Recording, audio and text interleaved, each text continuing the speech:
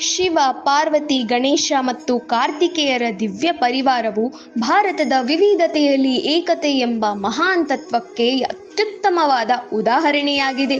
ಪರಸ್ಪರ ವೈರತ್ವ ಹೊಂದಿರುವ ಪ್ರಾಣಿ ಪಕ್ಷಿಗಳು ನಂದಿ, ಸಿಂಹ, ಮೂಷಿಕ, ನವಿಲು, ಹಾವು ಒಂದೇ ಸುರನುಡಿ ಪ್ರೀತಿಯಿಂದ ಬಾಳುವಂತೆ ವಿಭಿನ್ನ ಜಾತಿ, ಧರ್ಮ, ಭಾಷೆ ಮತ್ತು ಸಂಸ್ಕೃತಿಯನ್ನು ಹೊಂದಿರುವ ಭಾರತೀಯರು ನಾವೆಲ್ಲರೂ ಒಟ್ಟಾಗಿ ಶಾಂತಿಯಿಂದ ಬಾಳಬೇಕು ಎಂಬ ಸಂದೇಶವನ್ನು ಈ ಪರಿವಾರ ನಮಗೆ ನೀಡುತ್ತದೆ.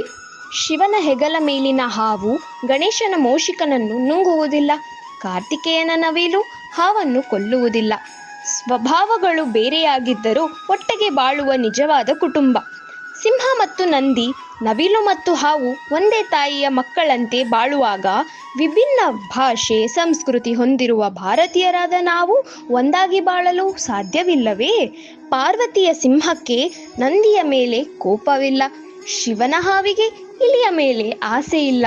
ಶಿವನ ಸನ್ನಿಧಾನದಲ್ಲಿ ವೈರತ್ವ ಮರೆತು ಪ್ರೀತಿ ಮಾತ್ರ ಉಳಿಯುತ್ತದೆ. ವಿಭಿನ್ನ ವಾಹನ